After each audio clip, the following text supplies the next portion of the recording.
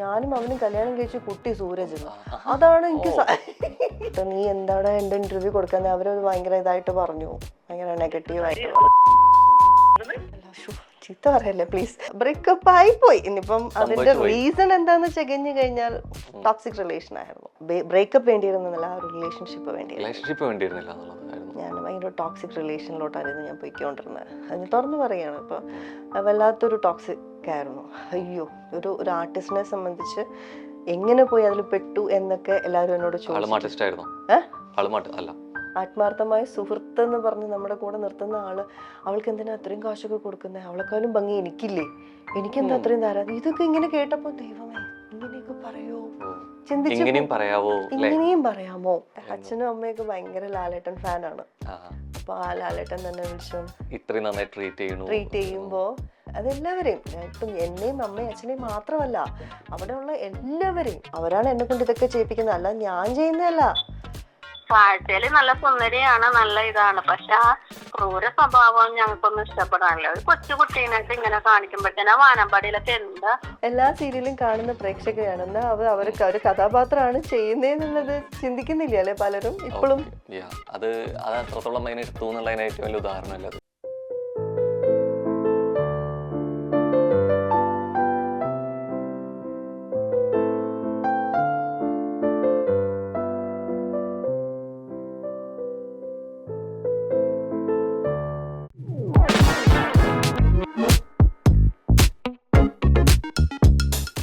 കുറേ അധികം പ്രേക്ഷകരെ നേരിട്ടും അല്ലാതെ കോളിലും ഡിജിറ്റൽ പ്ലാറ്റ്ഫോമിലും ഒക്കെ കണ്ടിട്ടുണ്ട് അല്ലെ. ശരിക്കും അവരുടെ ഫീഡ്ബാക്സ് കിട്ടുന്നതൊക്കെ നല്ലതാണ്. അപ്പൊ അത്തരത്തില് സുധു ചേച്ചിയുടെ വാനമ്പാടി കണ്ടിട്ടും ഇതുവരെയുള്ള കുറെ വേഷങ്ങൾ കണ്ടിട്ടും അതിനേക്കാൾ ഉപരി സീരിയലിന്റെ വലിയൊരു പ്രേക്ഷകയാണ്. അപ്പൊ ഈ ഒരു സമയം സുധു ചേച്ചിനെ വിളിച്ച് സംസാരിക്കണം എന്നൊരു ആഗ്രഹം ഭയങ്കരമായിട്ട് പ്രകടിപ്പിച്ചിരുന്നു. അപ്പോൾ എപ്പോഴാണ് ഇന്റർവ്യൂ ചെയ്യുന്നത് എന്നുള്ളത് അതൊക്കെ വഴിയേ. ഓക്കെ, അപ്പോൾ ആളിപ്പോ കോളിൽ വരും, നേരിട്ട് സംസാരിക്കാം. ഹലോ. ഇവിടെ ഫസ്റ്റ് ഹലോയിൽ തന്നെ ഒരു ഭയങ്കരമായിട്ട് ഇങ്ങനെ ആലോചിച്ച് തുടങ്ങിക്കൊണ്ടിരിക്കുന്നുണ്ട്. സുചിത്ര ചേച്ചി ഇവിടെ അടുത്തുണ്ട്. സുചിത്ര ചേച്ചിയോട് ഞാൻ പറയായിരുന്നു ഇങ്ങനെ ഭയങ്കര സീരിയലിന്റെയും സുചിത്ര ചേച്ചിയുടെയും ആരാധികയാണ്, പ്രേക്ഷകയാണെന്നുള്ളത്. അപ്പോൾ ഇതാ ഇപ്പോ ഈ സംസാരം മുഴുവൻ കേട്ടുകൊണ്ടിരിക്കുന്നുണ്ട്. ഓക്കെ, അപ്പൊ ഞാൻ ഫോൺ കൊടുക്കട്ടെ. ഹലോ.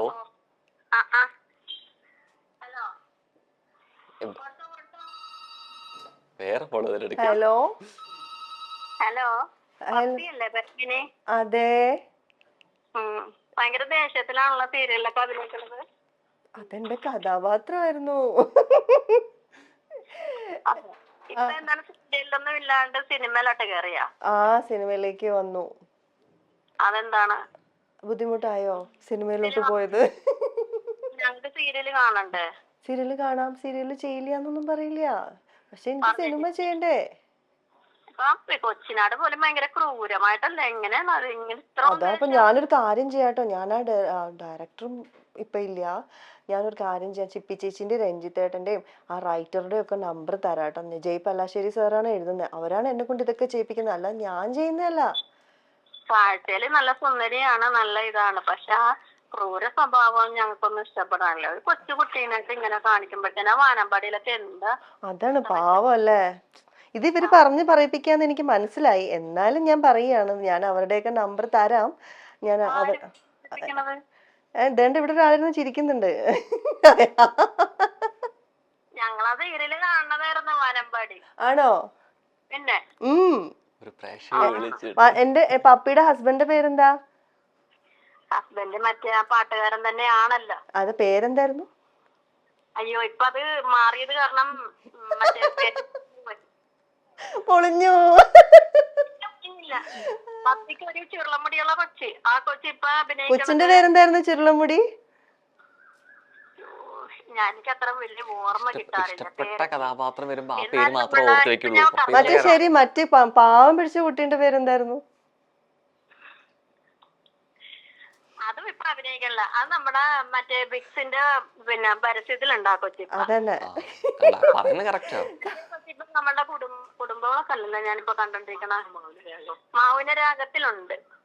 അത് മൗനരാഗത്തിലുള്ള ചുരുണ്ട മുടിയുള്ള കുട്ടിയാ. ചുരുണ്ട മുടിയുള്ള കൊച്ചി. അത് പപ്പിക്കുട്ടിയുടെ കൊച്ചി. തമ്പുരു, അനുമോള്, മോഹൻ. അത് തന്നെ. തന്നെ ഭയങ്കര ദൂരമായിട്ടാണ് അതിനകത്ത് ആ ഇത് ചെയ്യാനാ. ഒരു കാര്യം ചെയ്യ, ഒരു കേസ് കൊടുക്കട്ടോ. ഇനിയിപ്പൊ എന്താ നമുക്ക്. അതെ അതെ, കൊച്ചിനെ ഇങ്ങനെ നമ്മൾ ഇത് ചെയ്തു എന്ന് പറഞ്ഞിട്ടെ. ഇപ്പൊ ഈ ലാലേട്ടന്റെ കൂടത്തെ ഒരു സിനിമ അഭിനയിച്ചല്ല, അതിന് ഞങ്ങൾക്കൊരു ടിക്കറ്റ് എടുത്ത് തരുവാ. ന്യായമായ ചോദ്യം. ഇത്രയൊക്കെ പറഞ്ഞല്ലോ. ടിക്കറ്റ് എടുത്ത് തരാം. നമ്മുടെ ഇതിന്റെ നമ്മുടെ മൈൽ സ്റ്റോണിന്റെ പ്രൊഡ്യൂസർ എടുത്തു തരാന്ന് പറഞ്ഞിട്ടുണ്ട്, ഉറപ്പ് വന്നിട്ടുണ്ട്. ആ അതെ, ഉറപ്പായിട്ടും എന്താ എടുത്തു തരുമെന്ന് പറഞ്ഞു തലവലിക്ക്. ഓക്കെ, അപ്പൊ ഒരുപാട് സന്തോഷം സംസാരിക്കാൻ പറ്റും. ചേച്ചിയുടെ പേരെന്തായിരുന്നു? എന്റെ പേര് റോസ്ലി. റോസ്ലി. ഇതിനകത്ത് കാവ്യ എന്നൊക്കെയാണ് അടിച്ചിട്ടിരിക്കണേ. അവിടെയും പൊളിഞ്ഞു കേട്ടോ. കാവ്യ എന്നൊക്കെയാ പേരടിച്ചിട്ടിരിക്കണേ. കാവ്യ, റോസ്ലിക്ക് കാവ്യ. നല്ല മാച്ച് ആയിട്ടുണ്ട് ചേച്ചി. എന്തായാലും ഒരുപാട് സന്തോഷമുണ്ട് വിളിച്ചതിലും സംസാരിച്ചതിലൊക്കെ. ഒരുപാട് സന്തോഷമുണ്ട്. തകർത്തു പിന്നെ അല്ല. താങ്ക് യു ചേച്ചി, താങ്ക് യു. Hello hello. എന്താ ഇപ്പൊ ഹാപ്പി ആയില്ലേ സംസാരിച്ചു കഴിഞ്ഞപ്പോ? എന്തായാലും ഈ പറഞ്ഞതിന്റെ പേരിൽ എന്തായാലും ഇനി സീരിയലിലോട്ട് തിരിച്ചു വരാന്ന് പറഞ്ഞിട്ടുണ്ട്. പിന്നെ ഇപ്പഴത്തെ സംസാരം കണ്ടിട്ട് നല്ല സ്വീറ്റ് ആണ് കേട്ടോ. ആണോ? എപ്പോഴങ്ങനെ തന്നെയാ സ്വീറ്റ് ആണ്. ആണല്ലേ? പക്ഷെ സീരിയലിൽ കാണുമ്പല്ലേ നമുക്ക് ആ ടിവിയിലേക്ക് കൂടി ഒരു വല്ല് കൊടുക്കാൻ തോന്നിപ്പോകുമായിരുന്നു. അതല്ലേ, ടി വി പൊളിയത്തേ ഉള്ളൂ. ഓർത്തിട്ട് മാത്രം. Okay okay. So thank you ചേച്ചി. Thank you so much. ഒരു പ്രേക്ഷക വിളിച്ച് സീരിയൽ കണ്ട് അതിന്റെ ആരാധന പറയുമ്പോ തിരിച്ചങ്ങോട്ട് ഞാനൊരു പോലീസുകാരി. ഇത് ഈ LJP മൂവിയിൽ തന്നെ പറയുന്ന ഒരു കാര്യമാണ്. അതിന്റെ പ്രധാന റോളുകളൊക്കെ അഭിനയിക്കുന്ന ക്യാരക്ടർ പേര് നിൽക്കും. ചിലപ്പോൾ ബാക്കിയുള്ളവരെ ചെയ്യുന്ന വേഷങ്ങളിലാവും ഓർമ്മ വരിക, ക്യാരക്ടർ പേര് ആവില്ല എന്നുള്ളത്. അത്തരത്തില് ഓർക്കാത്തതാവല്ലോ. തമാശ കാണിച്ചല്ലേ അല്ലേ? തമാശയായിട്ടല്ലേ കണ്ടു. പ്രേക്ഷകർ ഇനി അതിന് എന്തായിട്ടെടുക്കും? ഞാൻ ഇങ്ങനെയാണ് പൊതുവെ സംസാരിക്കാറ്. ഇത് എന്റെ ഒരു തമാശ കളിയാണ്. എടുത്ത വഴിക്ക് തന്നെ കാണാൻ ഭയങ്കര സുന്ദരിയാണല്ലോ. എന്നിട്ട് ഇമാതിരി വേഷങ്ങളൊക്കെ ചെയ്തേന്നുള്ള എല്ലാ സീരിയലും കാണുന്ന പ്രേക്ഷകരാണ്. എന്നാ അവർക്ക് ഒരു കഥാപാത്രമാണ് ചെയ്യുന്നതെന്നുള്ളത് ചിന്തിക്കുന്നില്ല അല്ലെ പലരും ഇപ്പോഴും. അത് അത്രത്തോളം അതിനെ എടുത്തു എന്നുള്ളതിന് ഏറ്റവും വലിയ ഉദാഹരണമല്ല അത്. അതെ, എന്റെ ഒരു സുഹൃത്ത് എന്റെ അപ്പൂപ്പൻ ഇപ്പൊ ഇല്ല, സീരിയൽസ് കണ്ടിട്ട് അഡിക്റ്റ് ആയിട്ട് ഏഷ്യാനെറ്റിന് കത്തെഴുതും. അതാ പുള്ളിനോട് പറയണം കേട്ടോ, പുള്ളിക്കാരി കൊല്ലാൻ നടക്കാണ് എന്നൊക്കെ പറഞ്ഞു. അപ്പൊ ഞാൻ വിചാരിക്കും, അപ്പൂപ്പൻ ഒരു സ്കൂൾ പ്രിൻസിപ്പൾ ആയിട്ട് റിട്ടയർ ചെയ്ത ഒരാളായിട്ട് പോലും എന്താ ഇങ്ങനെ ചിന്തിക്കുന്നേ? പുള്ളിയോട് ഈ കത്ത് കൊടുക്കണം, അവള് കൊല്ലാൻ നടക്കാണ്, സൂക്ഷിക്കണം എന്നൊക്കെ പറഞ്ഞിട്ട് കത്തെഴുതും. അപ്പൊ ഞാൻ മനസ്സിലാക്കി, ദൈവമേ എന്നെ എല്ലാരും വഴക്ക് പറയണല്ലോ, കുഴപ്പമൊന്നുമില്ല. ഇപ്പോഴും കുറെ റീൽസിലാണെങ്കിലും ഷോർട്സ് വീഡിയോസിലൊക്കെ കാണാം, ഈ കരഞ്ഞ് ഭയങ്കരമായിട്ട് സീനാക്കുന്ന ഒരു സമയം, മരണപ്പെടുന്ന സീനൊക്കെ വരുന്ന സമയത്ത് ഇപ്പോഴും ഭയങ്കരമായിട്ട് വൈൽഡ് ആയിട്ട് അതെ അതിനെ അവര് അത്രയും സ്വീകരിക്കുന്നു എന്നുള്ളതാ സീരിയൽസിനെയൊക്കെ. പക്ഷെ എന്താ അറിയോ, ഒരു നമ്മുടെ ഇപ്പോഴും കുറെ വീട്ടമ്മമാര് അമ്മമാരൊക്കെ അവർക്ക് വേറെ ടൈം പാസ് ഒന്നുമില്ല. അവരെല്ലാരും വീട്ടിലിരുന്ന് സീരിയൽസ് ടിവിയിൽ അഡിക്റ്റഡ് ആണ്. ഇപ്പൊ ഈ നമ്മുടെ സോഷ്യൽ മീഡിയ ഒക്കെ വന്നപ്പോ യൂത്ത് കുറെ പേര് അങ്ങ് പോയി എങ്കിലും നമ്മുടെ അമ്മമാർ ഇപ്പോഴും സ്റ്റിൽ സീരിയൽസിൽ തന്നെ നിൽക്കുകയാണ്. ഈ കഥാപാത്രത്തിനോട് തോന്നുന്ന ദേഷ്യം ആർട്ടിസ്റ്റിനോട് വ്യക്തിപരമായിട്ടും എനിക്ക് തോന്നുന്നു ലൈഫിൽ എനിക്ക് ഒന്നോ രണ്ടോ ഇൻസിഡന്റ്, ഇതിപ്പോ രണ്ടാമത്തെ ആയിരിക്കണം ഒരു ചേച്ചി എന്നോട് ഇങ്ങനെ ഒരു ചോദ്യം ചോദിക്കുന്നത്. അതുകൊണ്ടാണ് ഞാൻ സ്വാഭാവികമായി തിരിച്ചു ചോദിച്ചത് ഇവര് പറഞ്ഞു ചോദിക്കുന്നത്. എന്നോട് ഇന്ന് വരെ അങ്ങനെ പറയാം, ഒരാളെന്താ കണ്ടോ എന്തിനാ കുഞ്ഞിനെ ഇങ്ങനെ ദേഷ്യപ്പെടുത്തുന്നേ എന്നിട്ട് ചോദിച്ചു, ഞാൻ സന്ധ്യക്ക് വിളക്ക് കത്തിക്കുന്ന സമയത്താണ് ഈ കൊച്ചിനെ ഇങ്ങനെ, ഞാൻ വിചാരിച്ചു പ്രാഗിട്ടൊക്കെ ഉണ്ടെന്ന് പറഞ്ഞു ഒരാള്. നമ്മൾ അയ്യോ എന്റെ ചേച്ചി അങ്ങനെ പറയല്ലേ. ഇതിപ്പോ സെക്കൻഡ് വൺ എന്റെ ലൈഫിൽ എനിക്ക് ഉണ്ടായ ഇൻസിഡന്റ്. ഇതിപ്പോ സീരിയൽ കഴിഞ്ഞിട്ട് 4 വർഷമായില്ലേ? ആ കണ്ട കഥാപാത്രത്തിൽ ഇപ്പോഴും അതിന്റെ കുറിച്ച് പറയാനുള്ള ഒരു അഭിപ്രായം കിട്ടുന്ന സമയം ഇപ്പോഴല്ലേ? ഇപ്പോഴും കൊച്ചു വളർന്ന് ഇപ്പൊ 10ാം ക്ലാസ് കഴിഞ്ഞു, പ്ലസ് 1 ഇല്ല. നമുക്ക് നേരിട്ട് പറയാൻ കിട്ടുന്ന അവസരം വരുമ്പോ പാസ്റ്റിൽ നടന്നാണെങ്കിലും അത് അപ്പോ ആ ഒരു മൊമെന്റിൽ കിട്ടുന്നതാണ്. കഥാപാത്രം ഇപ്പോഴും ജീവിക്കുന്നു ഞങ്ങളിലൂടെ എന്ന് പറയുന്ന പോലെ. നമ്മൾ പലപ്പോഴും നമ്മുടെ ലൈഫിൽ പോകുമ്പോൾ ചില സിറ്റുവേഷനിലൂടെ പോകുമ്പോൾ നമ്മൾ പറയുന്ന ഒരു കാര്യമുണ്ട്, ഇങ്ങനെയും വാക്കുകൾ ഡിക്ഷണറിയിലുള്ളത് മാത്രമല്ലായിരുന്നു എന്നുള്ളത്. കാരണം ലൈഫിൽ നമ്മളത് എക്സ്പീരിയൻസ് ചെയ്യണ ചില മൊമെന്റ്സ് ഉണ്ട്. അപ്പം അത്തരത്തിൽ ചില കാര്യങ്ങൾ പറയും, അത് എപ്പോഴായിരുന്നു ലൈഫിൽ അനുഭവിച്ചേ ഉണ്ടായേ എന്ന് പറയണം. ഡിക്ഷണറിയില് അതായത് നമ്മളിപ്പോ പറയും ചില കാര്യങ്ങളിൽ ഇപ്പൊ ചില ടെൻഷൻ ആയിരിക്കാം, ഡിപ്രഷൻ ആയിരിക്കാം, വിഷമങ്ങളായിരിക്കാം. അപ്പൊ ഇത്തരം കാലഘട്ടത്തിലോട് പറയുമ്പോൾ നമ്മൾ പറയുന്ന ഒരു പ്രയോഗമാണ്. ഈ വാക്കുകളൊക്കെ നമ്മൾ മുമ്പ് കേട്ടിട്ടുണ്ടെങ്കിലും ഇതൊക്കെ ലൈഫിൽ നമ്മൾ അനുഭവിക്കേണ്ടി വരും എന്നറിയുന്നത് ഇപ്പോഴായിരുന്നു എന്നുള്ളത് അങ്ങനെ കേട്ടിട്ടില്ല. ഞാനെല്ലാം ഡിപ്രഷൻ ലെവലൊക്കെ യെസ്. അപ്പൊ അത്തരത്തിൽ വേർഡ് വരുമ്പോ ആ വാക്ക് ഫസ്റ്റ് ലൈഫിൽ ഉണ്ടായത് എപ്പോഴായിരുന്നു എന്നുള്ളത് ഓർത്തെടുക്കാൻ പറ്റുന്നുണ്ടെങ്കിൽ അത് പറയണം. അതാണ് സെഗ്മെന്റ്. ഒബ്വിയസ്ലി എല്ലാം ഒരു പെൺകുട്ടിക്കായാലും ഒരു ആൺകുട്ടിക്കായാലും എല്ലാവർക്കും ഒരു ഡിപ്രഷൻ ലെവൽ ഒരു ടീൻ കഴിഞ്ഞ് വരുന്നത് എപ്പോഴായിരിക്കും? എപ്പോഴായിരിക്കും പറയും. ഞാൻ ടീനേജിൽ പോയിക്കൊണ്ടിരിക്കുക, അതുകൊണ്ട് എനിക്ക് അറിയില്ല. കുറച്ച് താടി കുറച്ച് കൂടിയിട്ടേ ഉള്ളൂ. അപ്പൊ ഞാൻ ടീനിലേക്കാട്ടും താഴോട്ട് പോയി. അതല്ലേ. അല്ല, സോ ലൈഫിൽ ഏറ്റവും ബ്രേക്കപ്പ് ടൈമിലായിരിക്കും. ഫസ്റ്റ് ബ്രേക്കപ്പിലോ അതോ ലാസ്റ്റ്? അങ്ങനെ പറയുകയാണെങ്കിൽ 10 വരലേ ഉള്ളൂ. ചുമ്മാ പറഞ്ഞ അല്ല, ബ്രേക്കപ്പ് ടൈമിലാണ് ഒബ്വിയസ്ലി. ഞാൻ വരല് വേണമെങ്കിൽ കടം തരാട്ടോ, എണ്ണണെങ്കിൽ. ചുമ്മാ പറഞ്ഞ എന്നെ ട്രോളാനുള്ള ഞാൻ തന്നെ കൊടുക്കുവാണല്ലോ. ശരി, ഫസ്റ്റ് ബ്രേക്കപ്പ് എപ്പോഴായിരുന്നു? School, college? സ്കൂളിന് താഴോട്ട് പോയത്. അല്ല, ബ്രേക്കപ്പ് ഒന്നും അല്ല, അതൊക്കെ ഒരു ഇൻഫാക്ച്വേഷൻ, ഒരു അഫെക്ഷൻ ആ ടൈമിലൊക്കെ തോന്നുന്നു. +1 +2 ടൈമിലൊക്കെ തോന്നുന്നു പൊട്ടത്തരങ്ങള്. അതൊക്കെ ആ വഴിക്ക് ദൈവമേ, ആ വഴി പോകുന്ന ചേട്ടനോട് അങ്ങനെയൊക്കെ തോന്നും. അല്ല, അങ്ങനെയല്ല പറഞ്ഞ, അപ്പുറത്തെ വീട്ടിലെ ആ ചേട്ടനോട് അങ്ങനെയൊക്കെ തോന്നുന്നു. അയലത്തെ വീട്ടിലെ ചേട്ടന് അങ്ങനെയല്ല ഞാൻ പറഞ്ഞ അങ്ങനെ ആക്കാതെ ഞാൻ പറഞ്ഞതൊരു എല്ലാവർക്കും തോന്നുന്ന ഒരു കാര്യം. അട്രാക്ഷൻ, ഇൻഫാക്ച്വേഷൻ ആയിരിക്കും. ആദ്യ പ്രണയം എപ്പോഴായിരുന്നു? അപ്പൊ ആദ്യത്തെ പ്രണയം കോളേജ് ടൈമിൽ സ്റ്റാർട്ടിങ്. സ്കൂളിൽ ഉണ്ടായില്ല? ഞാൻ പഠിക്കാൻ വേണ്ടിട്ട് സ്കൂളിൽ പോയെന്നും പറയരുത്. അല്ല, അങ്ങനെയൊന്നും പറയുന്നില്ല. ഭയങ്കര ഉഴപ്പിക്കായിരുന്നു. അതൊന്നുമല്ല, കോളേജായിരുന്നു. പ്രണയം കുറച്ചധികം സ്ട്രിക്റ്റ് ആയിരുന്നു വീട്ടില്. സ്കൂൾ ബസ് പോവാ, വീട്ടിൽ കൊണ്ടുവിടുക. ഇതിൽ എപ്പോ എന്ത് ചെയ്യും? അതായിരുന്നു. അല്ല, അങ്ങനെയല്ല, ഉണ്ടായ റിലേഷൻഷിപ്പ് എല്ലാം പൊളിഞ്ഞു പോയി. ഇത് നമ്മൾ തേക്കുന്നതാണോ തിരിച്ച് എന്താണെന്ന് വെച്ചാൽ ഇതുവരെ കണ്ടുപിടിച്ചിട്ടില്ല. അങ്ങനെയല്ല, ബ്രേക്കപ്പ് ആയി പോയി. ഇനിയിപ്പം അതിന്റെ റീസൺ എന്താന്ന് ചെകഞ്ഞു കഴിഞ്ഞാൽ ടോക്സിക് റിലേഷൻ ആയിരുന്നു. ആൾക്ക് ടോക്സിക് ആയിരുന്നു എന്നുള്ളതാണോ? ഇവിടെ അങ്ങനെ വേണമെങ്കിൽ പറഞ്ഞോ. ഇനിയിപ്പോ ഞാൻ ആരെയും ബ്ലെയിം ചെയ്യുന്നില്ല, എന്നെ ടോക്സിക് ആക്കി വെച്ചോ, കുഴപ്പമൊന്നുമില്ല. അതിലെ ഡിപ്രഷനിലോട്ട് പോയിട്ടുണ്ട്. അയ്യോ ആയുധം വല്ലതൊക്കെ കയ്യിലെടുത്തായിരുന്നോ? അങ്ങനെയൊന്നും പേടിയില്ല. സൂചി അവിടെ ഇഞ്ചക്ഷൻ എടുക്കാൻ പോകുന്നത് പേടിയാണ്. പിന്നെയാണ് ഇതില്ലേ പിന്നെയാണത് എന്നുള്ളത്. അതൊന്നുമില്ല. ഭയങ്കര ഈ കരിയറിന് ഏതെങ്കിലും പ്രണയങ്ങൾ ഉണ്ടായിട്ടുണ്ടോ? അയ്യോ ഇല്ല. ഇല്ല. അങ്ങോട്ട് പറയാൻ തോന്നിയിട്ടുണ്ടോ? ഇല്ല, ഒന്നും തോന്നിയിട്ടില്ല. കരിയറിൽ നിന്ന് ആരാ? സ്കൂളിൽ പഠിക്കാൻ പോയതാന്ന് പറഞ്ഞ പോലെ ഇവിടെ ഞാൻ അഭിനയിക്കാൻ വേണ്ടി മാത്രം വന്നാന്ന്. അങ്ങനെ ഞാൻ പറഞ്ഞിട്ടില്ല. ഇതെല്ലാം ആരാ പറയുന്നേ? ഇതൊക്കെ എന്റെ തലയിൽ വെച്ചുതരാണ്. അപ്പൊ അങ്ങനെ എല്ലാം നിർത്താം. അവിടെ അങ്ങനെ പ്രണയിക്കാൻ പറ്റുന്ന ആരും ഉണ്ടായിരുന്നില്ല. എനിക്ക് പ്രണയിക്കാൻ പറ്റണമെങ്കിൽ അത്യാവശ്യം പറയാൻ തോന്നുന്ന ഒരാൾ വേണ്ടേ? എക്സ്പെക്ടേഷൻ ലെവൽ കിടക്കുന്നത് വേറെ എവിടെയോ ആണ് അല്ലേ? ലെവല് നോക്കാതെ നമുക്ക് പറയണേ, നമുക്ക് കുറച്ചൊരു ഇതുണ്ടാവുമല്ലോ. ഈ ഇൻഡസ്ട്രിയിൽ നിന്നപ്പോ തന്നെ, പരിചയമായപ്പോ തന്നെ സുചിത്ര എന്ന വ്യക്തി കല്യാണം കഴിഞ്ഞ കുട്ടികളുടെ ഫാമിലി ഉള്ള ഒരാളാണ് എന്നുള്ള ഇതൊക്കെ കമന്റ്സ് കേൾക്കേണ്ടി വന്നിട്ടുണ്ട്. അത് ഞാൻ കൊച്ചിലോട്ട് കേൾക്കുന്നുണ്ട്. ഞാൻ 10ാം ക്ലാസ്സിൽ പഠിക്കുമ്പോൾ എന്നോട് ഡിഗ്രിക്കാണോ എന്ന് ചോദിച്ചിട്ടുണ്ട്. കാര്യം എന്റെ ഹൈറ്റ് വെച്ചിട്ട് എല്ലാവരും കുറച്ച് മെച്യൂരിറ്റി ഫേസ് ആണ്. 10th പഠിക്കുമ്പോൾ തൊട്ട് ഞാൻ ഓരോന്ന് കേൾക്കുന്നുണ്ട്. അത് കഴിഞ്ഞിട്ട് +2 പഠിച്ചപ്പോ കല്യാണം കഴിഞ്ഞു എന്ന് ചോദിച്ചു. എന്റെ കുഞ്ഞമ്മേന്റെ കുഞ്ഞ് എന്റെ കയ്യിലിരുന്നപ്പോ കുഞ്ഞാണോന്ന് ചോദിച്ചു. അപ്പൊ ഇതൊക്കെ ഇപ്പോഴല്ല, ഇപ്പൊ കുറച്ചു നാൾ മുന്നേ എന്റെ അപ്പച്ചിയുടെ മോൾ എന്റെ കൂടെ, എപ്പോഴും എന്റെ അനിയത്തി കൂടെ ഉണ്ടാവും. എവിടെ പോയാലും മോളാണ്. അവസാനം ലാസ്റ്റ് ആ മോളാണ്, മമ്മിയുടെ മോളാ പറയുന്നൊരു അവസ്ഥ പറയേണ്ട വന്നിട്ട് പല ഘട്ടങ്ങളിലെ പല പ്രാവശ്യം കല്യാണം കഴിക്കേണ്ടി വന്നിട്ടുണ്ട് പ്രേക്ഷകർക്ക് വേണ്ടിയിട്ട്. സോഷ്യൽ മീഡിയ ഒരു കുറെ പ്രാവശ്യം കെട്ടിച്ചിട്ടുണ്ട്.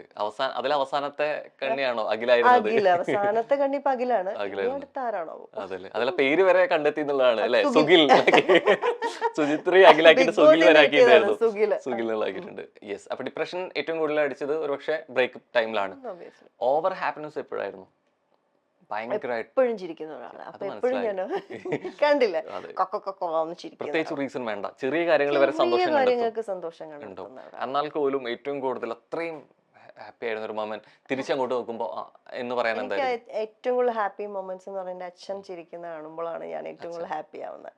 അച്ഛനും അമ്മയുടെ സന്തോഷം, അവരുടെ സന്തോഷം കാണുമ്പോഴാണ് ഞാൻ എപ്പോഴും ഹാപ്പി ആവുന്നത്. അച്ഛൻ പൊതുവെ അധികം ചിരിക്കാത്ത ആളാണോ? അങ്ങനെയുണ്ടോ? അങ്ങനെയല്ല, അച്ഛൻ കുറച്ച് എന്താ പറയാ ബിസിനസ് ഒക്കെ കുറച്ച് ഇതായി വന്നപ്പോഴത്തേക്കും അച്ഛൻ ഭയങ്കര ഡൗൺ ആയി. പിന്നെ ഹെൽത്ത് ഇഷ്യൂസ് ഒക്കെ ഒത്തിരി വന്നു. അപ്പൊ അതിനുശേഷം അച്ഛൻ ഒന്ന് നോർമൽ അതൊക്കെ ആയി വന്ന് അച്ഛന് സ്മാർട്ട് ആയപ്പോഴത്തേക്കും സന്തോഷം വന്നു. ആൻഡ് ലൈഫിലെ ഏറ്റവും മോസ്റ്റ് പ്രൗഡ്ഫുൾ മൊമെന്റ് ആയിട്ട് ഇപ്പൊ തോന്നുകയാണെങ്കിൽ ഏതായതായിരിക്കും? അല്ല, ഇപ്പൊ തോന്നുന്നത് ഇപ്പൊ എല്ലാ ഫംഗ്ഷൻസിനും എന്റെ കൂടെ എന്റെ അച്ഛനും അമ്മയും എല്ലായിടത്തും വരാറുണ്ട്. അപ്പൊ അവരെ അഭിമാനിക്കുന്നു അതിൽ അല്ല, അവർക്ക് ബാക്കിയുള്ളവർ കൊടുക്കുന്ന ഒരു റെസ്പെക്റ്റ് ഉണ്ട്. അപ്പൊ അത് കാണുമ്പോ എനിക്ക് ഭയങ്കര സന്തോഷം തോന്നി. ഇത് ഏതൊരു മക്കൾക്കും തോന്നുന്ന ഒരു ഫീലിങ്സ് ആണ്. ഇപ്പൊ ഞാനിപ്പോ ഈ മൂവിന്റെ പ്രമോഷനൊക്കെ കഴിഞ്ഞ് നമ്മുടെ മീഡിയയുടെ എല്ലാം കഴിഞ്ഞിട്ട് അന്ന് വൈകുന്നേരം എല്ലാവർക്കും ഡിന്നർ ഉണ്ടായിരുന്നു. അപ്പൊ ലാലേട്ടനൊക്കെ എല്ലാവരും വന്നിട്ട്, ലാലേട്ടൻ വൈഫും ഒക്കെ ഉണ്ടായിരുന്നു, എല്ലാവരും ഉണ്ടായിരുന്നു. അപ്പൊ എല്ലാവരും വന്നിട്ട് അമ്മന്റെ അച്ഛനൊക്കെ വന്ന് കഴിക്കുന്നൊക്കെ പറഞ്ഞ് അവരെ വിളിച്ചു കൊണ്ടുവന്നിരുത്തി. അപ്പൊ എനിക്ക് തോന്നി ദൈവമേ, അതെ അതെ, അച്ഛനും അമ്മയൊക്കെ ഭയങ്കര ലാലേട്ടൻ ഫാനാണ്. അപ്പൊ ആ ലാലേട്ടൻ തന്നെ വിളിച്ചോണ്ട് ഇത്രയും നന്നായി ട്രീറ്റ് ചെയ്യുമ്പോ അതെല്ലാവരെയും, ഇപ്പൊ എന്നെയും അമ്മയും അച്ഛനെയും മാത്രമല്ല അവിടെയുള്ള എല്ലാവരെയും ലാലേട്ടൻ ഒരേപോലെ ട്രീറ്റ് ചെയ്യുന്നുണ്ട്. ബാബാ ഇരിക്കി കഴിക്കുക അത് കഴിക്കുക ഇത് കഴിക്കുന്നൊക്കെ പറയുമ്പോഴേ അവരെ ആരാധിക്കുന്ന ഒരു വ്യക്തി അവന് ഇത്ര നല്ല രീതിയിൽ ട്രീറ്റിനെ അതിനൊരു കാരണക്കാരിയാവുന്നത് ഞാൻ എന്ന് പറയുമ്പോൾ അപ്പൊ അവർക്ക് ഓരോ സ്ഥലത്ത് ചെല്ലുമ്പോഴും അവർക്ക് കൊടുക്കുന്ന ഒരു റെസ്പെക്റ്റും അവരെ ട്രീറ്റ് ചെയ്യുന്ന രീതിയും ഒക്കെ കാണുമ്പോൾ എനിക്ക് സന്തോഷം തോന്നുന്നു. ഞാൻ ഒരു മകൾ എന്ന നിലയ്ക്ക് എനിക്ക് കൊടുക്കാൻ പറ്റുന്ന ഏറ്റവും ബെസ്റ്റ് ആയിരുന്നു. എന്റെ ലൈഫിൽ കിട്ടിയ ഏറ്റവും ബെസ്റ്റ് ഗോസിപ്പ് ഏതായിരുന്നു? ഒരുപാട് കിട്ടിയിട്ടുണ്ട്. കിട്ടിയിട്ടുണ്ട്. അയ്യോ, ഇപ്പൊ ലാസ്റ്റ് കിട്ടിയിരിക്കുന്ന ഞാൻ ഇതുവരെ ആവാത്ത എക്സ്ക്ലൂസീവ് ആയിട്ടുള്ള ഒരു ഗോസിപ്പ്. ഏറ്റവും ഒരു മോശം ഗോസിപ്പായിട്ട് എനിക്ക് തോന്നിയത് ഞാനും അവനും കല്യാണം കഴിച്ച കുട്ടി സൂരജ്. അതാണ് എനിക്ക് രണ്ടാമത്തെ വരി ഞാനും അവന് കല്യാണം കഴിച്ചിട്ട് മമോൻ സൂരജ് എന്ന്. അപ്പൊ പിന്നെ എങ്ങനെ കിട്ടിയാലും 27 വയസ്സുണ്ടാവൂല, പരിമിതികൾക്ക് അപ്പുറം പോയിട്ട് ആ കാൽക്കുലേഷൻ കറക്റ്റ് ആവുന്നില്ല. ഗോസിപ്പ് പറയുന്നത് പക്ഷെ രസമാണ്. ഇതൊക്കെ കേൾക്കുമ്പോ മൈൻഡ് ചെയ്യാൻ പോവാറില്ല. പൊതുവേ അങ്ങോട്ട് അതൊന്നും മൈൻഡ് ചെയ്യാൻ പോവാറില്ല. ഗോസിപ്സ് മൈൻഡ് ചെയ്യാറില്ല. പറയുന്നവർക്ക് പറഞ്ഞ് എന്തെങ്കിലും സന്തോഷം കിട്ടുന്നത് കിട്ടിക്കോട്ടെ. ഇന്റർവ്യൂ വരുമ്പോ ഞാൻ പറഞ്ഞുതരാം, അഹങ്കാരി, ചാടക്കാരി, പിന്നെ പറയുന്നൊന്നും ഞാൻ പറയുന്നില്ല, നിങ്ങൾ വായിച്ചോ. കുറച്ച് എക്സ്പെക്ടേഷൻസ് ഉണ്ട് എന്നല്ലേ? ഉറപ്പല്ലേ തള്ളി മറിക്കുന്നു കൊറേ പേരും ഉണ്ട്. ഇതൊന്നും പക്ഷെ ഒരു വിഷയമില്ലാത്ത ആളാണ്, ഇഷ്ടമുള്ളവര് കാണാം. ഇതുവരെ ഏറ്റവും ഒരു ഈഗോ ഫീല് അല്ലെങ്കിൽ സ്വയം അത്രയും ഈഗോ ഉണ്ട് എന്നുള്ള തിരിച്ചറിഞ്ഞ ഒരു മൊമെന്റ് ഇതിലായിരുന്നു? ഒരിക്കലും എനിക്ക് ഇല്ലാത്തൊരു സാധനം അതാട്ടോ. ഞാൻ എവിടെയും പറയും. എന്റെ ഇപ്പൊ എന്റെ ഏറ്റവും അടുത്ത സുഹൃത്ത് അത് നിൽക്കുന്നത്, അവളോട് ചോദിക്കാം, ആരോടാണോ ചോദിക്കാം, വ്യക്തമാണ്. ഇതുവരെ തോന്നിയിട്ടില്ല ഒരു പ്രൊഫഷണൽ ഈഗോ അല്ലെങ്കിൽ അതല്ലാതെ ഒരു പേഴ്സണൽ അങ്ങനെ ആരോടും തോന്നിയിട്ടില്ല. ഈഗോ എന്ന് പറഞ്ഞൊരു സാധനം അതുണ്ടെങ്കിൽ നമ്മൾ വളരില്ല. ഇല്ല, നമ്മൾ മുഖേന വേറെ ആൾക്ക് തോന്നിയിട്ടുണ്ട് എന്നുള്ള അങ്ങനെ എന്തെങ്കിലും ഈഗോ ഉണ്ട്. അതില്ലാതെ ഇല്ല, അത് അനുഭവത്തിൽ കൂടെ ഒരുപാട് പഠിച്ചതാണ്. ഒരുപാട് ഒരെണ്ണം പെട്ടെന്ന് പറയണമെങ്കിൽ അല്ല ആളെ പറയണ്ട, ഇൻസിഡന്റ് പറഞ്ഞാൽ അങ്ങനെയല്ല, ഒരുപാട് അനുഭവത്തിൽ ഒരുപാട് കിട്ടിയിട്ടുണ്ട്. കാര്യം നമ്മുടെ സുഹൃത്തായിട്ട് കൂടെ നിന്നിട്ട് നമ്മൾക്ക് ഞാൻ സന്തോഷമായിട്ട് പറയുന്ന ഒരു കാര്യമായിരിക്കും, എനിക്ക് ഇങ്ങനെ ഒരു ഓപ്പർച്യൂണിറ്റി വന്നിട്ടുണ്ടാ, എനിക്ക് ഇത്രയും പേയ്മെന്റ് തരാം. അപ്പൊ പറഞ്ഞു പേയ്മെന്റ് എത്ര പറഞ്ഞു, നമ്മൾ വിചാരിക്കും നമ്മുടെ ക്ലോസ് ഫ്രണ്ട് അല്ലേ എന്ന് വിചാരിച്ച് നമ്മൾ പേയ്മെന്റ് പറയും. അത് കഴിയുമ്പോ ഇവര് പറഞ്ഞ കാര്യങ്ങൾ, മറ്റൊരാളോട് പറഞ്ഞ കാര്യങ്ങൾ അവര് വിത്ത് പ്രൂഫ് എന്നെ കേൾപ്പിക്കുമ്പോ, റെക്കോർഡ് സഹിതം കേൾപ്പിക്കുമ്പോ, ഇതിന്റെ ഇടയിൽ കേൾപ്പിക്കുന്ന ആളും നല്ലതല്ല, ഞാൻ പറയാം, അതും പറയാം, മീഡിയേറ്ററും ചെയ്തത് ശരിയല്ല. പക്ഷെ എന്നാൽ പോലും നമ്മൾ ഇത്രയും ആത്മാർത്ഥമായ സുഹൃത്ത് എന്ന് പറഞ്ഞ് നമ്മുടെ കൂടെ നിർത്തുന്ന ആള്, അവൾക്ക് എന്തിനാ അത്രയും കാശൊക്കെ കൊടുക്കുന്നത്, അവളെക്കാളും ഭംഗി എനിക്കില്ലേ, എനിക്കെന്താ അത്രയും തരാ. ഇതൊക്കെ ഇങ്ങനെ കേട്ടപ്പോ ദൈവമേ ഇങ്ങനെയൊക്കെ പറയോ, ചിന്തിച്ചു ഇങ്ങനെയും പറയാമോ. അപ്പോൾ അങ്ങനെയൊക്കെ ചിന്തിക്കുമ്പോൾ ശരിക്കും മനസ്സിലാവും. അപ്പം നല്ല സുഹൃത്തുക്കൾ ഒരിക്കലും അങ്ങനെ ചിന്തിക്കില്ല. അപ്പം ഞാൻ പോലും അവൾക്ക് എന്താ പറയുക, എടാ നീ പേയ്മെന്റ് പറഞ്ഞു വാങ്ങിക്കണം, അല്ലെങ്കിൽ നമ്മുടെ പ്രൊഫഷൻ നിൽക്കുന്ന ടൈമേ ഉള്ളൂ, നമുക്ക് കിട്ടുന്ന സമയം നമ്മൾ ചെയ്യുന്ന വർക്ക് നമ്മൾ നോക്കണം, നല്ലതാവണം, നമ്മുടെ പേയ്മെന്റ് നമ്മൾ പറയേണ്ട സ്ഥലത്ത് പറയണം. ഇതൊക്കെ പറഞ്ഞു കൊടുത്തിട്ട് അവള് വാങ്ങിക്കൊണ്ടിരുന്ന കുറച്ച് പേയ്മെന്റിൽ നിന്നും ഞാൻ മാറ്റി വലിയൊരു പേയ്മെന്റിലോട്ട് പറഞ്ഞ് അവളെ പറഞ്ഞ് മനസ്സിലാക്കി അവളെ കൊണ്ട് ചോദിപ്പിച്ചു. പക്ഷെ അവൾക്ക് കിട്ടാൻ യോഗ്യതയുള്ള കുട്ടിയാ. അവളത് ചോദിച്ചപ്പോ തന്നെ അവർ കൊടുക്കുകയും ചെയ്തു. ഇതെല്ലാം ചെയ്തിട്ടും പക്ഷെ ഞാൻ കേട്ടത് ഇതാവുമ്പോ വിത്ത് പ്രൂഫ്, വിത്ത് റെക്കോർഡ്സ്. അത് പ്രതീക്ഷിക്കാത്ത കാര്യം തീരെ പ്രതീക്ഷിക്കാത്ത ആളിൽ നിന്നും കൂടി കേൾക്കുന്നു. അത് ഞാൻ കേട്ടപ്പോ ഭയങ്കര ഷോക്കായിരുന്നു. പക്ഷെ എന്തായാലും ഞാൻ പിണങ്ങാനൊന്നും പോലെ ഞാൻ ചോദിച്ചു, എടാ നീ എന്താടാ ഇങ്ങനെ പറഞ്ഞ, എന്തോ ചോദിച്ചു. ഞാൻ ചോദിച്ചു, ഞാൻ പറഞ്ഞു എടാ ഞാൻ ഇങ്ങനെ കേട്ടു. എടാ ഞാൻ അത് ഉദ്ദേശിച്ചിട്ടല്ല, അങ്ങനെ പറഞ്ഞതല്ല, അവൾക്ക് ഇത്രയും പേയ്മെന്റ് കൊടുത്തല്ലോ അവര്, അതിന് വേറെ രീതിയില്ല. പക്ഷെ ആ വോയിസ് കേൾക്കുന്ന ഒരാൾക്ക് മനസ്സിലാവും. അപ്പൊ അങ്ങനെയൊക്കെ കേൾക്കുമ്പോ നമുക്ക് പെട്ടെന്നൊരു ഷോക്ക് ഉണ്ടാവും. നമ്മൾ പ്രതീക്ഷിക്കുന്ന പോലെ അല്ലല്ലോ നമ്മുടെ ചുറ്റും നിൽക്കുന്ന ആൾക്കാര്. അപ്പൊ നമ്മൾ ഫ്രണ്ട് സർക്കിളിൽ എന്ത് ചെയ്യാൻ പറ്റും, കുറച്ച് ഡിസ്റ്റൻസ് ഇടും. അപ്പൊ ആ ഡിസ്റ്റൻസിലൂടെ അവരെന്താ ചെയ്യണേ വെച്ചാല്, നമ്മുടെ സീക്രട്സ് എന്തെങ്കിലും ഉണ്ടെങ്കിൽ അതെല്ലാരോടും ഷെയർ ചെയ്യാ, അതായിരിക്കും അവര് ചെയ്യാ. അപ്പൊ ഇങ്ങനെയൊക്കെ കുറേ അനുഭവിച്ച് മാറി ഇപ്പൊ എന്റെ സർക്കിൾ വളരെ കുറച്ചാണ്. ഈ ആളുകളെ പ്രതികരിക്കുന്നില്ല, പക്ഷെ വെട്ടിച്ചുരുക്കും അല്ലേ? ഞാൻ ഒന്നിനും പോവാറില്ല. അവർക്ക് കർമ്മ എന്ന് പറഞ്ഞൊരു സാധനം ഉണ്ട്, അത് ഞാൻ കണ്ടിട്ടുണ്ട്. പ്രതികരിക്കാൻ പോവാതിരുന്ന ഭഗവാൻ കൊടുക്കുന്ന ഒരു പണിഷ്മെന്റ് എന്ന് പറഞ്ഞത് നമ്മൾ വിചാരിക്കുന്നതിന്റെ അത്രയൊന്നും ആയിരിക്കില്ല. നമുക്ക് കൊടുക്കാൻ പറ്റുന്ന ചിലപ്പോൾ ചെറിയ പണിഷ്മെന്റ്, ഒന്ന് വാക്കാൽ പറഞ്ഞ് നോവിക്കാൻ പറ്റും, അല്ലെങ്കിൽ ഒരു 10 പേരോട് പറയാൻ പറ്റും, ആ കുട്ടി അങ്ങനെ ചെയ്തു. അതിനേക്കാളും വലുതാണ് ചിലപ്പോൾ ഭഗവാൻ കൊടുക്കുന്നത്. സോ കർമ്മ. ഈ കർമ്മ എന്ന് പറയുമ്പോൾ ലൈഫിൽ ഏറ്റവും കൂടുതൽ റിഗ്രറ്റ് ചെയ്യുന്ന ഒരു കാര്യം എന്തായാലും ഇപ്പോൾ ഇതുവരെ ചെയ്തതിൽ, അങ്ങനെ സംഭവിച്ചതിൽ ഏറ്റവും കൂടുതൽ റിഗ്രറ്റ് ചെയ്യുന്ന, കുറ്റബോധം തോന്നുന്ന കാര്യം? ബ്രേക്കപ്പ്. അത് വേണ്ടിയിരുന്നില്ല, ബ്രേക്കപ്പ് വേണ്ടിയിരുന്നില്ല, ആ റിലേഷൻഷിപ്പ് വേണ്ടിയിരുന്നില്ല എന്നുള്ളതായിരുന്നു. ഞാൻ ഭയങ്കര ടോക്സിക് റിലേഷനിലോട്ടായിരുന്നു ഞാൻ പോയിക്കൊണ്ടിരുന്നത്. അതിന് തുറന്നു പറയാണ്. ഇപ്പൊ വല്ലാത്തൊരു ടോക്സിക് ആയിരുന്നു. അയ്യോ, ഒരു ആർട്ടിസ്റ്റിനെ സംബന്ധിച്ച് എങ്ങനെ പോയി അതിൽ പെട്ടു എന്നൊക്കെ എല്ലാവരും എന്നോട് ചോദിച്ചു. ഞാനതല്ലേ പറഞ്ഞു, ആർട്ടിസ്റ്റുമായിട്ട് ബന്ധപ്പെടുന്ന ഒരാളെയല്ല, ബിസിനസ് ആ രംഗത്ത് നിൽക്കുന്ന ഒരാളാ. പക്ഷെ ഞാൻ എങ്ങനെ പോയി അതിൽ പെട്ടു എന്നുള്ള ഒരു ചോദ്യചിഹ്നം ഓൾമോസ്റ്റ് എല്ലാവർക്കും ഉണ്ടായിരുന്നു. അത് ആക്സിഡന്റലി ഇറ്റ് ഹാപ്പൻ. പക്ഷെ അതിൽ നിന്ന് മാറി വരാൻ ഞാൻ ഒത്തിരി കഷ്ടപ്പെട്ടു. അതിന് ഭഗവാൻ കുറെ കാരണങ്ങൾ ഒരുക്കി തന്നു. ആളെ തന്നെ അങ്ങ് മാറ്റി തന്നു. മാറ്റി തന്നു. ആളുണ്ട്, പക്ഷെ ഇപ്പൊ ഇവിടെ ഇല്ല. അങ്ങനെ തന്നെ മാറ്റി തന്നു, കാണേണ്ടി വരുന്നില്ല എന്നുള്ള രീതിയിലോട്ട് മാറ്റി. യെസ്. അപ്പൊ ഓൾറെഡി ഒരു പ്രേക്ഷകൻ ഇങ്ങോട്ട് വിളിച്ചു, ഇനി നേരെ സുധീച്ച് അങ്ങോട്ട് വിളിക്കുകയാണ്.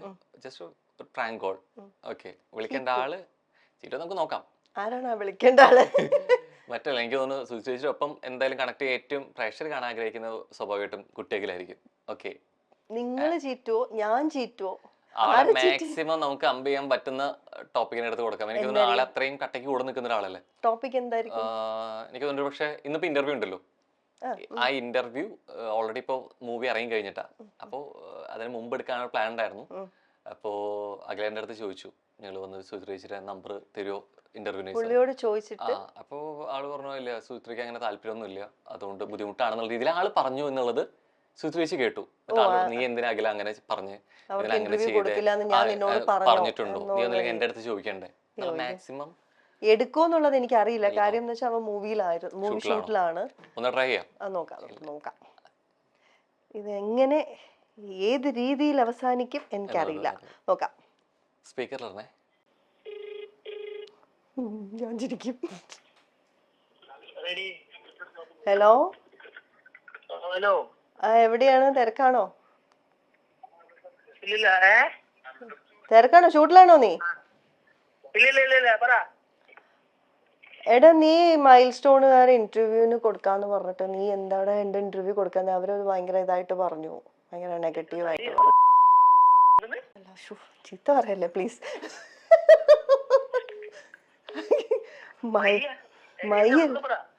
മൈൽ സ്റ്റോൺസുകാരുടെ ഇന്റർവ്യൂവിന് നീ കൊടുക്കാന്ന് പറഞ്ഞിട്ട് നീ എന്റെ നമ്പർ അവർ ചോദിച്ചിട്ട് നീ കൊടുത്തില്ല, എന്തോ എനിക്ക് താല്പര്യം ഇല്ല എന്ന് അവരോട് പറഞ്ഞു എന്നൊക്കെ പറഞ്ഞു.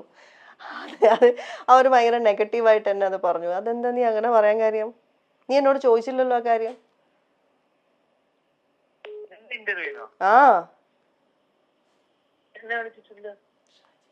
ഷാജി പാപ്പനോ? ഇത് രണ്ടും ഒരാളാണ്. ഇവിടെ ഇരിപ്പുണ്ട് ആള്. അയ്യോ ഇല്ല, എന്നെ വിളിച്ചിട്ടില്ല. ഏ എന്നെ വിളിച്ചാലേ നമ്പർ. അവരിതാ എല്ലാം പാക്ക് ചെയ്യുവാണോ? അപ്പൊ എന്നോട് ഇങ്ങനെ പറഞ്ഞപ്പോ ഞാൻ പറഞ്ഞു എന്നാ പിന്നെ ഞാനൊന്ന് ചോദിക്കട്ടെ എന്ന് ചോദിച്ചു. അപ്പോ എന്നോട് ചോദിച്ചു നീ നമ്പർ കൊടുത്തില്ല, അതെന്താ അഖിലേട്ടൻ നമ്പർ തരാത്തെ, എങ്ങനെ പറഞ്ഞു വെച്ചിരുന്നു എന്ന് പറഞ്ഞു എന്നൊക്കെ പറഞ്ഞു. അവരിതാ ഇപ്പുണ്ട്. അതാ ഞാൻ കൊടുക്കാം. ഹലോ, ഞാൻ ആങ്കറാണ് പ്രോഗ്രാമിന്റെ. നമ്മുടെ പ്രൊഡ്യൂസർ ഉണ്ട്. അപ്പോൾ പ്രൊഡ്യൂസർ ഓൾറെഡി അഖിലേട്ടൻ്റെ അടുത്ത് ചോദിച്ചു എന്ന് പറഞ്ഞു. കാരണം വാലിബൻ ഇറങ്ങല്ലേ, അപ്പോൾ എന്താണ് ആളില്ല ഇവിടെ. പ്രൊഡ്യൂസറാണ് പറഞ്ഞത്. ഇപ്പൊ കോള് ഇത് കഴിഞ്ഞിട്ട് ഞാനൊന്ന് വിളിക്കാം, ചോദിച്ചേക്കാം. അപ്പോൾ ആളടുത്ത് ഓൾറെഡി വാലിബന്റെ പ്രൊമോഷനിൽ സുചിത്രേച്ചിയുടെ ഇന്റർവ്യൂ. ഇല്ല ഇതില് ജസ്റ്റ് ചോദിച്ചേ ഉള്ളൂ, സംസാരത്തിൽ വിളിച്ചേ ഉള്ളൂ. സുചിത്രേച്ചി വിളിക്കും എന്ന് വിചാരിച്ചില്ല. ഇത് ഓൾറെഡി ഒരു കുറച്ചൊക്കെ ഒരു കാഷ്വൽ ആയിട്ടെന്നുള്ള രീതിയിലേക്ക് ആൾ പറഞ്ഞാണ്. അപ്പോൾ ആളിവിടെ വന്നു കഴിഞ്ഞപ്പോൾ എന്തുകൊണ്ടാണ് ഷൂട്ട് മുമ്പ് നടക്കാഞ്ഞെന്ന് ചോദിച്ചു. ഞങ്ങൾ ഓൾറെഡി സിനിമ ഇറങ്ങണേക്കാൾ മുമ്പ് ചെയ്യാനൊരു പ്ലാൻ അല്ല, അത് കഴിഞ്ഞു. ഇപ്പോൾ ഷോ കഴിഞ്ഞു.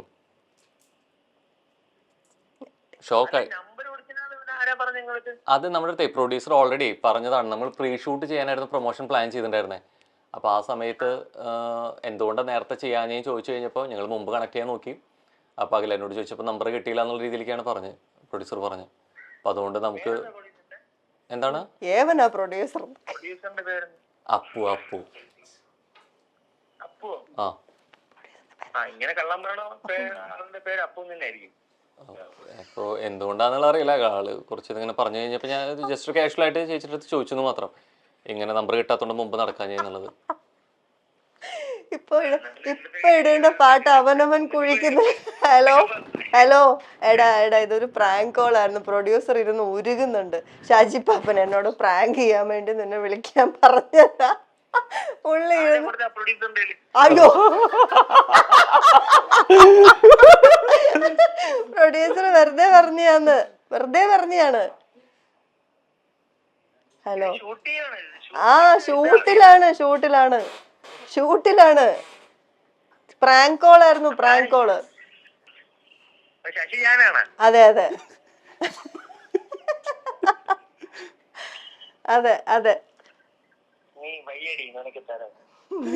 ഓക്കെ, ഞാൻ വിളിക്കാം.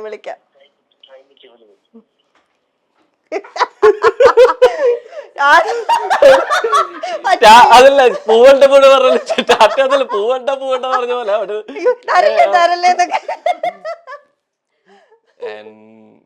പക്ഷെ കത്തും അല്ലേ പെട്ടെന്നുള്ള രീതിയിലേക്ക് ഇങ്ങനെ. അല്ല, പെട്ടെന്ന് തീ കത്തുന്ന ടൈപ്പ് ആളല്ലേ പറയാം. ചെറിയ കാര്യം മതി, പെട്ടെന്ന് ഈഗോയും ഇതൊക്കെ അങ്ങ് കേറി ദേഷ്യം വരും. അതും എനിക്ക് നമ്പർ കൊടുക്കുക ഇങ്ങനത്തെ കാര്യങ്ങളിലൊക്കെ അവൻ ഇന്റർവ്യൂസ് ഒക്കെ അങ്ങനെയൊക്കെ ഒന്നും ഒരിക്കലും വർക്ക് വൈസ് ഉള്ള ഒരു കാര്യങ്ങളിലും അവൻ ഇത് ചെയ്യില്ല. അപ്പൊ അതെന്നെ പറഞ്ഞപ്പോഴേ ബാക്കി കുറച്ചുകൂടെ നീളം നടന്നിട്ട് കുറച്ചുകൂടി ബീപ്പ് സൗണ്ട് ഉണ്ടോ വന്നേരെ. ആദ്യമേ ഞാൻ വിചാരിച്ചു വല്ലതൊക്കെ കിട്ടും. അങ്ങനെ ഫൈനലി മലയാളത്തിന്റെ മോഹൻലാൽ അവതരിച്ചു. LJP ലാലേട്ടന്റെ ഒരു കിടിലൻ ചിത്രം വന്നു. അത്രത്തോളം ഹിറ്റ് സംഭവിക്കുന്നു അല്ലെ. അതിന്റെ ഒപ്പം തന്നെ ഒരു മിനി സ്ക്രീനിൽ നിന്ന് ബിഗ് സ്ക്രീനിലേക്കുള്ള ഒരു എൻട്രിയും ശരിക്കും മലയാളത്തിന്റെ അല്ലെ സുചിത്ര നായർ കൂടി അവതരിച്ചു എന്ന് പറയേണ്ടിയിരിക്കുന്നതിനൊപ്പം തന്നെ. സോ കുറേയേറെ വേഷങ്ങൾ ഇതേപോലെ കിട്ടട്ടെ. നേരത്തെ നമ്മള് പറഞ്ഞ പോലെ ഗ്രാഫ് കയറി ഒരു 4-5 ഇവിടെ ഒറ്റയടിക്ക് ചാടിയതാണ്. ഈ ചാട്ടം അതുപോലെ തന്നെ തുടരട്ടെ. അപ്പോൾ എല്ലാവിധ ആശംസകളും. Thank you so much.